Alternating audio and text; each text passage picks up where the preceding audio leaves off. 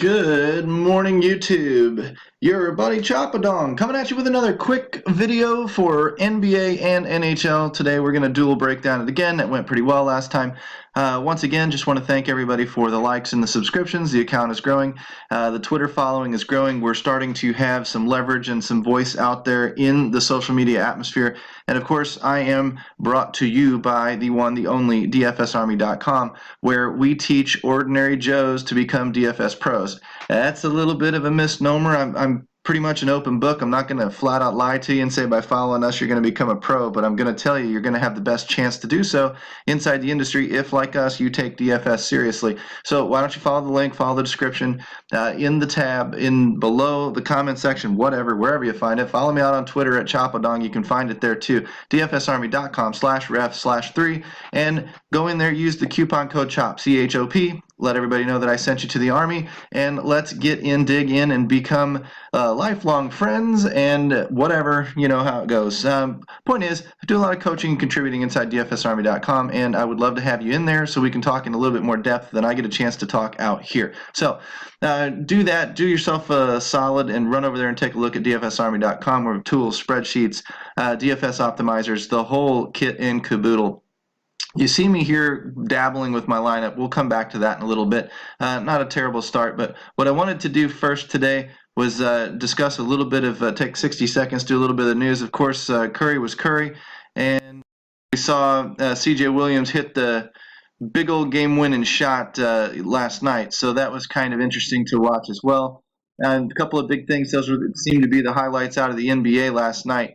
When you really look at it, what I wanted to show you is this statistic here. Since Curry returned from his ankle injury, look at the crap that this dude has done, man. He's been pretty damn solid, white hot. What can you say? And of course, the Warriors are 5-0 in those games. So, man, hard not to go against that. But that would be a little bit of the news and notes from the NBA last night. Hopefully, you guys had a good day. If I take a quick scan around DFS Army, we can see that we turned 130 into 350 from the Express slate, 14 into 70. I haven't looked at these yet today. I just called them up so that I could share them with you. 5 into 23. Good job, Vic. 45 into 145. Must have had a good night. Our optimizer must have smashed, and they must have got the right advice to lock in the right guys. 12 into 48.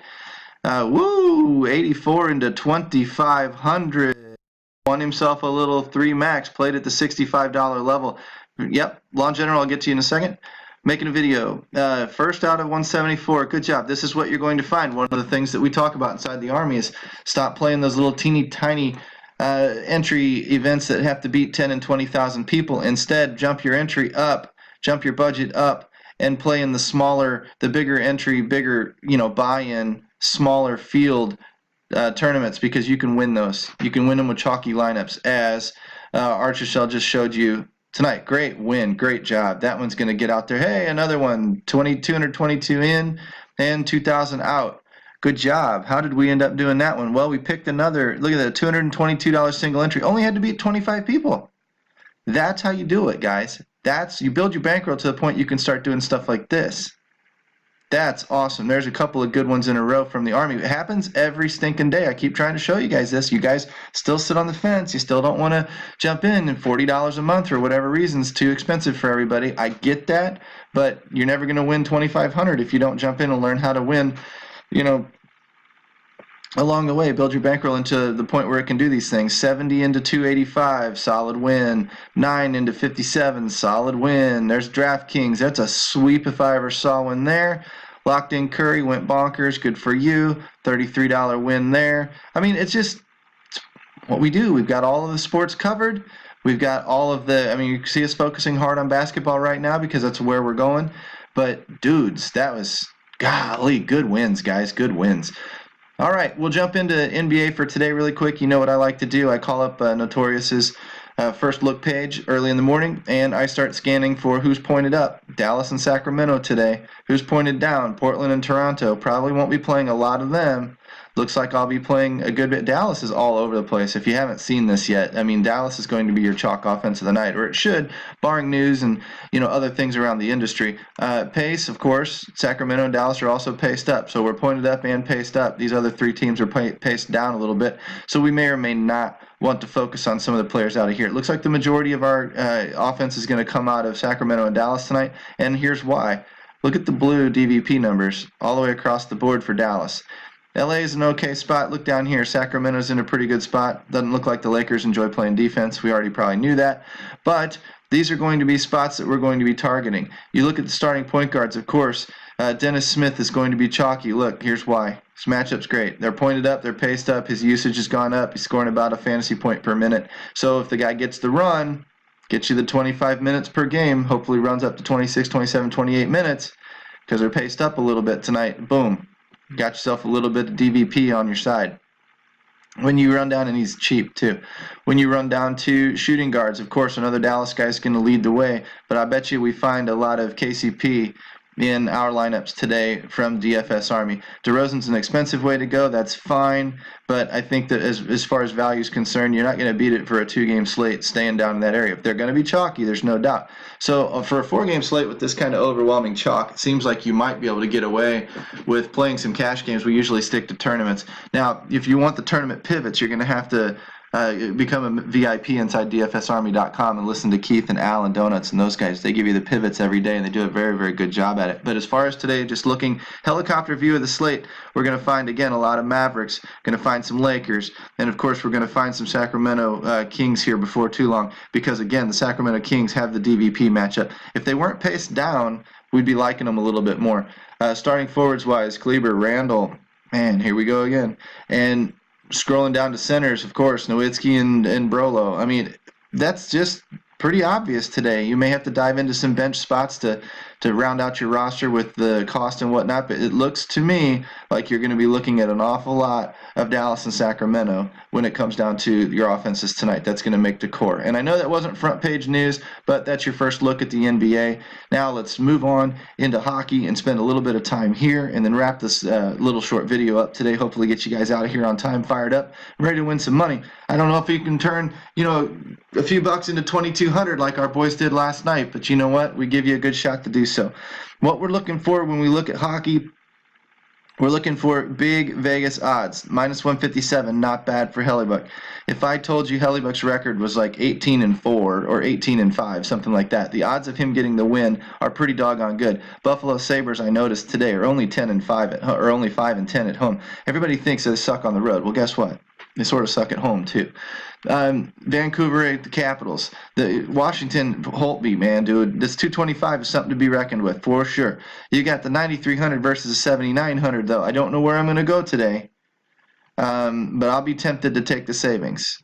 The win is a lot. It's very important when it comes to fantasy hockey. The win for the goalie is important, but it is not the end-all and be-all, especially on FanDuel. I will argue with guys on that. Eventually, I will get to showing you the percentage, but that 12 points, what do you get on DraftKings? 3 points, and on DraftKings, you need somewhere between 25 and 30 to have a good night, so it's over 10% of your production, whereas over, that win, the points for the win, over 10% of your production, whereas over on FanDuel, you get 12 points. Well, you get 12 points for the win, which is great, but when you need 150 to have a good night, in some cases 200 to have a good night, that 12 points isn't even 10%. When you get up to 200, it's getting down towards 5% of your win total. So you don't need to have that win. You may think you do. You may read all these articles saying that you do. I'm not one of them lately saying, I will say start with your goalie. He's your easiest spot to fill. He's your most predictive spot for points that you can count on, and that's important. But you don't need to have that win. You can still cash without it. It's just you just want a goalie that's not going to give up a ton of goals and who's going to get face a lot of shots. If you can pile those in, you'll get yourself to your 20 points, and the win becomes a bonus. At any rate, money talks. And if we're going to sit here and I'm going to get you 18 points or so out of Hellebuck, and I'm only going to get you 23 or 24 out of Holtby, I would rather have Hellebuck in the savings because I can do a lot more damage in these top scoring lines with that. What is that? 1,400? Yeah, 1,400 bucks. So.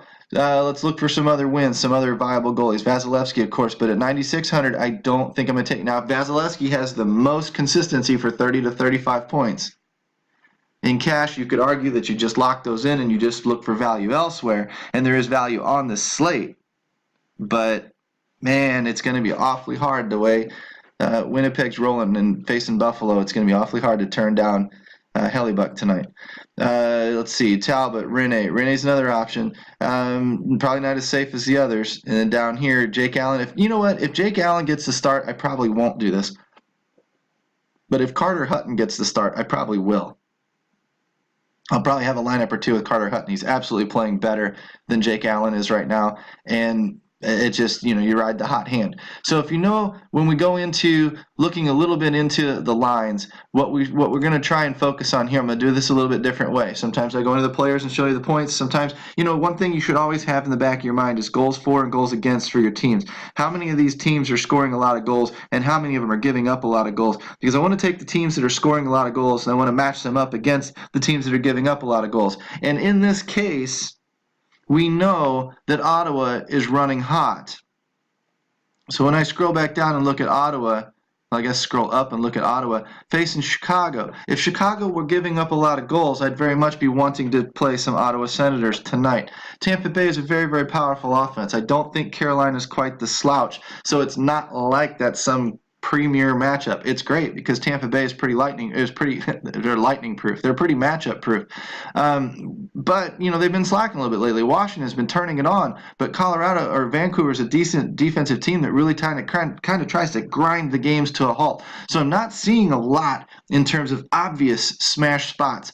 Winnipeg going into Buffalo is a great spot. Buffalo gives up a lot of goals. Buffalo also can score some goals. Winnipeg has some bad defense. Buffalo has some bad defense. This is one of the two games on the night that is playing to the over right now, that in Vegas the over is favored. This is a game that may shoot out. This is a game that we can focus on with a lot of our skaters. Being that Buffalo is at home and they tend to score a little bit more at home, Winnipeg is still going to get their run. So don't worry too much about that, and we're just going to hope that Hellebuck gets on there. Now that may be the little part there. If we're going to go 4-3 or 5-4 or something like that, we might not want Hellebuck as our goalie, but maybe you take a chance with him for the savings once again. So let's look at line production. This is Left Wing Lock, NHL line production. I click 10 games. It's a little bigger sample. 3 games will show us who's really, really running hot. 10 games will show us who's maybe sustained their heat a little bit. And, of course, if you wanted to, you can check the whole season. Now, what I'm trying to do, and I'll figure out what this SATF means for you guys later. What I'm trying to do is I open up the 25 entries because what I'm looking for is teams with multiple lines rolling. Now, out of the goals for categories, I scroll down this line. I'm looking for these guys up in here. And I see Ottawa. And Ottawa. Ottawa's got 2 lines rolling right now. I see Boston and Boston. Boston's got 2 lines rolling right now. I see Chicago line up there. I see a Vegas line up there, Calgary line, Colorado line, Pittsburgh line, Carolina, the Teravainen line.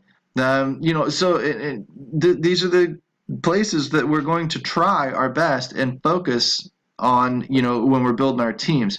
And what we hopefully see is bad matchups. When I sort by goals against, the Ovechkin line is not running very well right now. Well, who do they match up with tonight? If I come up here to the Washington Capitals, the number one line here from, double check, make sure that's right, Ovi, Backstrom, and Smith-Pelly. Okay, it's TJ Oshie now, but anyway, Ovi, Backstrom, and Smith-Pelly. This line has been giving up a lot of goals recently. So they, at home, they may try to avoid the Sedin line and Barchi, and so Beeser may be in a good spot tonight. It's also their power play 1 line. Gagne, Beeser, Vanek. This may be your line to attack this line with tonight, being that the home team gets last line change, meaning as you're skating up and down the ice, if you change on the fly, Vancouver's going to put their line out there first. Washington gets a chance to react to it and match up. They may want to put their number 1 line. Now, this is, again, a situation, if you follow my 5-part series, we just dropped part 2 last night. I'll try and put a link into the comment section for you. But in the video portion of that, we talked a little bit about those line changes and how an offensive team like a Washington, whose top line does all their scoring, but also gives up a lot of goals, you may actually try to pair up and match up your highest powered line against their highest powered line, not to shut them down defensively, but to drive pucks through that gap that they don't concern themselves with defense. So this would be an opportunity for this second line to jump in here. That's a nice little tournament play for you. You heard it here first. Carolina plays tonight. Skinner, Ryan, and Lindholm are giving up a lot of goals. So who are they going to match up? Oh boy. See, now Tampa Bay gets the opportunity to wait for this line to come out on the ice and then throw Kucherov and Stamkos, the Coochie Stank line at them. That's something, guys, that if you're not paying attention to, is a very powerful line across the season. It's the first or second most powerful offensive line in all of hockey right now. The Coochie Stank line is going to get themselves a piece of this Ryan Skinner Lindholm line, I have a feeling. And if they still run cold like they have been, look out. Tampa Bay's in a good spot, and it's very affordable. You could easily run the Vancouver second line in here with and save some money for that top line of Tampa Bay. That's a sneaky. We're going to jump in there, and we're going to start attacking that right now. So the first thing that I'm going to do is I'm going to grab that goalie. Where's Hellebuyck? We're going to go for the savings here just for kicks. And now I'm going to jump into that Tampa Bay line, and I'm going to run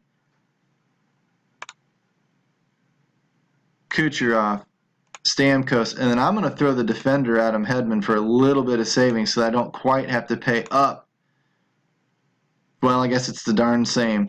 So, but at least this will cross over with some other lines, maybe get me an assist off these other lines. Now I'm going to come down here into Vancouver, and I'm going to grab Beeser. Then I got to double check to make sure his line mates are, because I paid attention to Beeser as a one-off. Vanek and Gagne.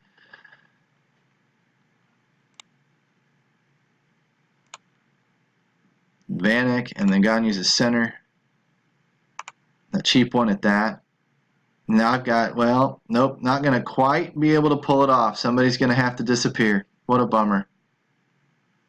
So my other favorite value play is in Chicago right now. They're both running pretty hot. Osterley and then Hinestrova. I can't make it work yet. But what I'm going to do is I'm going to look for who out of here am I going to kick out. I could kick out Hedman. I may look for who's running hotter between Stamkos and Kucherov. Kucherov's running a little cold right now. Stamkos is running a little cold right now. Kucherov's not running exactly hot either. So instead, maybe I just take a little twofer here. I don't run them both. And maybe, because I know Hedman's running fairly well. Well, he dropped in the last game, but he's been running okay recently. So if I keep Hedman in there and take the Stamkos, and I may look for a one-off somewhere else. Like if I took Stamkos out, I got $7,000 for my center spot. That gets me Taves. And Taves and Hinestrova have paired up lately. So that line is slightly correlated. So I might end up with something like that. That's one thing to look for. When you see these ideas pop up, you start capitalizing on them. Vanek, Buffalo. We've got a line giving up a lot of goals. The Eichel line. Who are they facing? The Eichel line is facing the number one. So now I don't know what their matchup situation is going to be at home. If they're going to try to match up against the number one line, or if they're going to try and sneak into the two and score some goals themselves on a little bit softer matchup. So if so, this line here is going to be going up against the second line, and then the second line here is going to go up against the first line of the Buffalo Sabres. I may run these guys out anyway, but they're awfully expensive. So if I took this for some value, I could take Perreault and get exposure to that line, or Perreault, Ehlers, and then Wheeler. Let's try that. Let's run over here, give me some Perreault, some Wheeler, and of course the short-term memory. Was it Ehlers? Is that who it was going to be?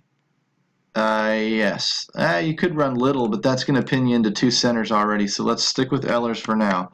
This is just correlating lines, guys. That's all it is. And now I've got 62.50 for there, and if my fourth skater was actually the goalie in Hellebuyck, instead, let's do something different. Let's run over to Holtby. There he is.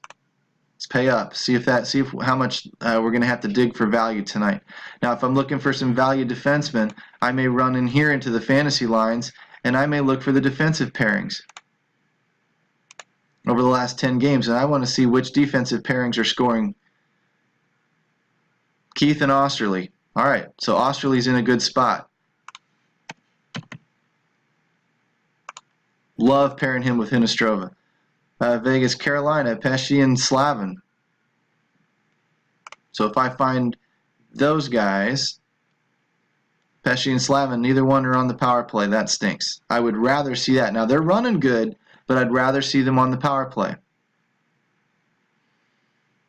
Giordano and Dougie Hamilton. Is Calgary playing tonight? I don't remember seeing them. There they are.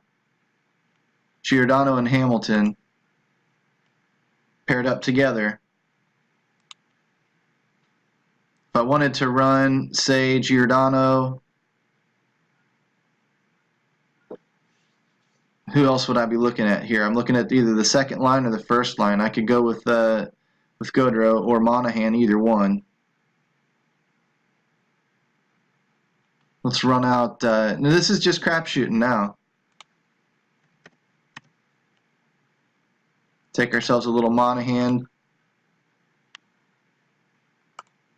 So sorry for slowing you guys down here, but this is how we learn. We take Giordano. Now we're correlated here. So I've got, what, 2, 3 Winnipeg guys. I've got a Calgary. Now that Chicago I can run up against, who is Hinostrova mostly paired with. If I want to know, I switch off of this and I run over to line combos. And of course I can look here through Chicago as my ADD kicks in a little bit today. And I can see Hinostrova still up here on the top line with Taves. And I know that Osterley is on the 2 and Hinostrova is on the 2. That's why it's a good pairing. I can run down here to Hartman. I can pick up Saad. So what I want to know is in these line combos, if I go to Chicago and I take the even strength over the last, say, 3 games, I want to see what these pairings look like. There's Hinostrova and Saad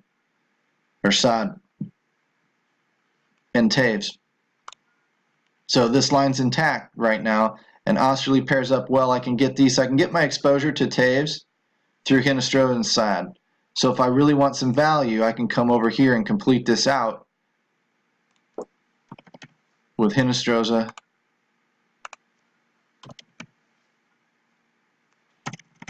and Saad. Now I've got a little bit left to upgrade. If I want to take off Monahan and just leave Giordano down here as a one-off, I can look either for a different player, a Winnipeg player. I can look for a different Calgary player. Can also upgrade to Vasilevsky. Now I think you're going to want some Tampa Bay tonight. I think you're going to want some Winnipeg tonight. I think you're going to want some of these others. But there's 8,800 now for my center spot. Guess who that gets me? Stamkos. I could run Stamkos as a one-off and get exposure to that first line that way. I've got correlation with Winnipeg, the line that should match up well against, the Buffalo line that's given up the goals. Wheeler's been a stud lately anyway, so he's fairly matchup proof. I've got a one-off in Stamkos. I've got probably the top cash goalie on the entire slate. I've got a little value plug in Hinostroza, Saad, and Osterley that's been running hot lately that correlates well and gets me exposure to Taves and the second power play unit. And then of course the Calgary, I guess I left him as a one-off as well. So I've got exposure to the top line of a decent offense that's been running decently lately. I don't like the matchup with Minnesota. So again, you just want to make sure these things are correlated a little bit. I've got some exposure there. I've got some exposure to the top line in hockey right here, and then I've stacked up the Winnipeg line, who should be in a great scoring position against Buffalo, and then I've run some value plays in Chicago. And again, not the greatest matchup in the world against Ottawa, but you needed to save some money somewhere today. So you shuffle these things around, and you play with these things a little bit, and you see where you hash out at the end of the night. Practice making a few lineups. Use these tools that I'm showing you. Jump in there, and then make sure that you're stacking up. When you find a bad defense, make sure you think about who they might match up against and where they might go tonight strategically. And then just stack that line, or pair them with a defender and take 2 off that line. Or at the very least, if you wanted to run Falk with Lindholm, you're pretty good to go, okay? Because they're correlated on the power play. and their second unit. So they should be out there on the ice time a lot together. So anyway, that's your 20-25 minute piece today. Go into dfsarmy.com if you want to learn a little bit more and talk a little bit more about hockey, where we go as we ebb and flow through the day. Go into the NBA channels if you want to learn NBA about where they're ebbing and they're flowing throughout the day. And hopefully get some of these experts to talk to you, answer your questions, and become a better player. Maybe you too can end up on that winning lineups board when I feature those in our videos. Take care, guys. We'll see you at dfsarmy.com. I'm Chapadong. Catch you later.